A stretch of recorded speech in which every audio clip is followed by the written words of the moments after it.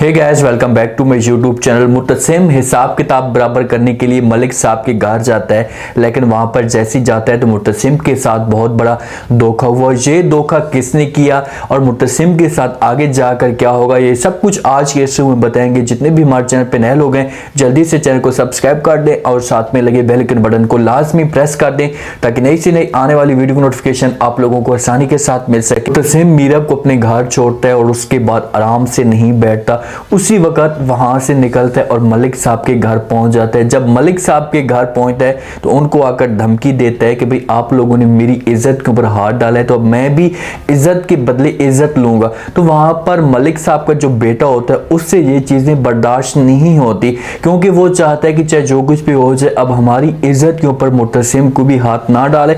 मलिक साहब वहां से गन निकालता है और फौरन मुतसिम के ऊपर गोली चला देता है। जब मुतसिम के ऊपर वो गोली चलाता है तो साथ में मुतसिम का जो मेन बंदा होता है बाबा, वो खड़ा होता है और वो मुतसिम के आगे आ जाता है। जब मुतसिम के आगे आता है तो वो गोली उस बाबे को लग जाती है। जब बाबे को गोली लगती है बाबा जमीन पे गिर जाता है, मुतसिम उसे पकड़ता है, संभालने की कोशिश करता है। तो जहां पर यह हो सकता है कि बाबा बेहोश हो जाए। मुतसिम जब बाबे की हालत देखेगा तो उसके बाद इससे बर्दाश्त नहीं होगा, वो और अपनी गन निकालेगा और मलिक साहब के बेटे के ऊपर फायर करने की कोशिश करेगा। जैसे फायर करेगा तो उस वक्त इसकी पिस्टल मिस हो जाएगी, फायर नहीं होगा। जहां पर मुतसिम बड़ा हैरान हो जाएगा कि भाई यार इतना ये सब कुछ मैंने उस वक्त मैगजीन फुल की थी और ये सब कुछ कैसे हो गया। मलिक साहब को मौका मिल जाएगा और वो रिलैक्स हो जाएगा, क्योंकि वो डर रहा था कि भाई अगर मुतसिम ने यहाँ पर फायर कर दिया तो हमारी भी मौत हो सकती है, लेकिन ऐसा कुछ भी नहीं होता।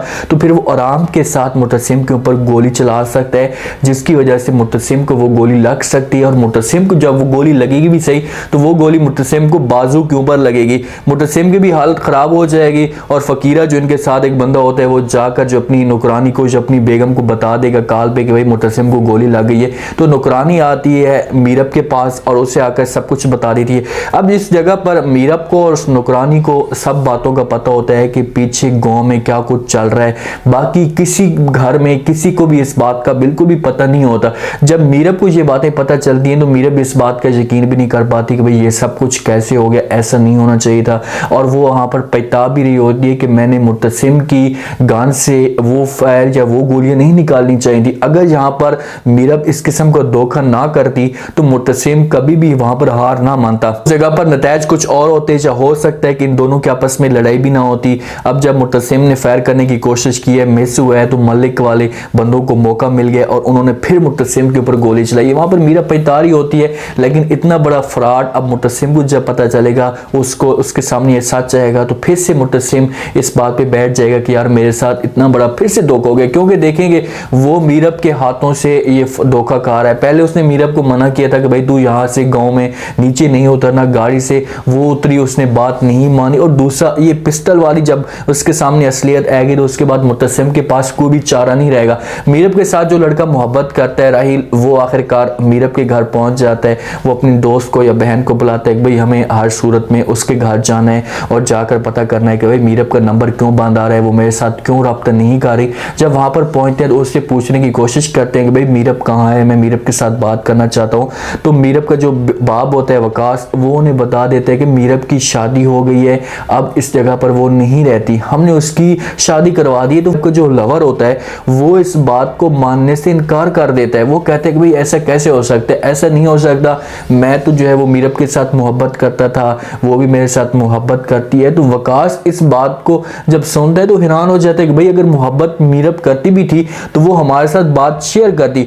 ये लोग यहाँ से मायूस होकर चले जाते हैं। पीछे से वकास को बड़ा गुस्सा होता है, मीरब अगर मोहब्बत करती भी थी तो हमारे साथ वो इस बात पे डिस्कस करती और हमारी इज्जत को उसने खराब करने की कोशिश की है। वो अपनी बेगम अनीला को कहते हैं कि भाई कल ही हम चलते हैं और जाकर हैदराबाद उनसे बात करते हैं, उससे पूछने की कोशिश करते हैं कि भाई ये बात हमारे साथ इससे शेयर क्यों नहीं की, वो उसने इतना बड़ा हमारे साथ धोखा क्यों किया। अगर ये सब कुछ सच हुआ तो वहां पर अनीला कहती है कि अगर उसने इतराफ कर लिया या इस बात को मान लिया कि वो वाकई इस लड़के के साथ मोहब्बत करती है तो फिर आप क्या करेंगे। तो वकास कहता है कि फिर मैं उसका बाप नहीं रहूंगा और ना ही वो मेरी बेटी रहेगी, हम एक दूसरे को एक्सेप्ट भी नहीं करेंगे अगर उसने इस किस्म का हमारे साथ धोखा किया। यहाँ से जाते हैं, जैसी पहुंचते हैं अनवर के साथ ये बात वो शेयर कर देते हैं। अनवर को बातें बता देते हैं कि भाई मीरब के साथ एक लड़का पढ़ता था, एक जगह पर मौजूद होते थे और एक दूसरे के साथ ये मोहब्बत करते थे, अब उस लड़के ने ये एक्सेप्ट किया है, उसने ये बात मानी है, तो मैं अब मीरब के पास जाता हूँ, पूछने की कोशिश करता हूँ कि क्या वाकई ये सब कुछ सच था। तो अनवर उसे रोक लेता है, उसे कहते हैं कि भाई हर चीज़ ठीक हो चुकी है, मामला सारे ठीक चल रहे हैं, तो हमें मीरब के साथ इस बात की डिस्कस नहीं करनी चाहिए। सच होता तो वो मीरब जो है इस रिश्ते से इनकार कर रही थी, उसी वक्त वो शादी भी ना कर रही, कहती भाई मैं किसी और के साथ मोहब्बत करती हूँ, शादी नहीं करती। तो वहाँ पर वकास कहता है कि भाई उसने शादी के वक्त इनकार तो किया था, वो तो बार बार इस बात को रो रही थी कि मैं भी शादी नहीं करना चाहती। तो ये पॉइंट पैदा हो सकता है कि वो उस लड़के के साथ मोहब्बत करती हो। अनवर भी इस बात पे शक में पैदा हो जाएगा, डाउट में पैदा हो जाएगा कि यार इतना सब कुछ जो है वो कैसे हो गया, जब मीरब हमारी इज्जत को ख़राब नहीं कर सकती। अंदर जाएंगे, माँ बेगम इनको देखेगी, इनके साथ जो है वो बात करने की कोशिश करेगी। जब इन लोगों की सिचुएशन देखेगी तो उनसे पूछेगी कि भाई क्या बात है, आप अचानक कैसे आ गए हो मीरब के पास, मीरब कमरे में बंद है। अब मीरब कमरे के अंदर बंद पड़ी हुई है, वो उसके चेहरे की इतनी उदासी है, परेशान है। वकास वाले देखेंगे तो ये और भी ज़्यादा जो है शक में मुब्तला हो जाएंगे कि ये उस लड़के के पीछे पागल हो रही है। अब इनको ये तो नहीं पता कि इसकी जो हालत ख़राब हुई पड़ी है ये मुतसिम की वजह से ख़राब हुई पड़ी है।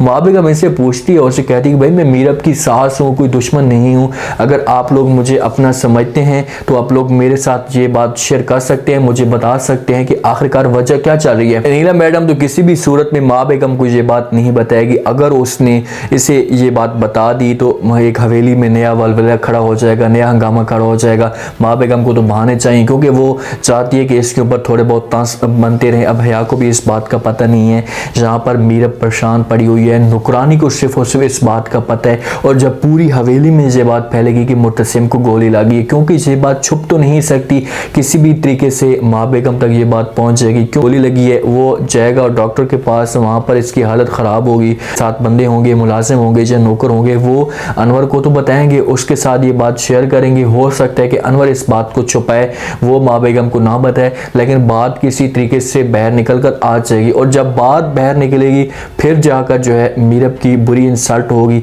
इसकी फिर कुत्ते वाली होगी। जो फ्रॉड मुतसिम के साथ किए हैं, मुतसिम के साथ कभी भी ऐसा ना होता। मुतसिम अगर फंसा है तो वो मीरब की वजह से फंसा है। जब मीरब को उन्होंने किडनैप किया उसके बाद वो उसे लेकर गया, चलो ठीक है वो उसने गलती कर ली है, तो दोबारा इसने ऐसी गलती नहीं करनी चाहिए थी। जिस वक्त मुतसिम ने अपनी पिस्टल फुल की हुई थी तो उसके बाद जब वो अंदर जाता है तो मीरब इसकी पिस्टल जो है वो खाली करवा लेती है, इसमें से जितने भी फायर्स होते हैं वो निकाल लेती है।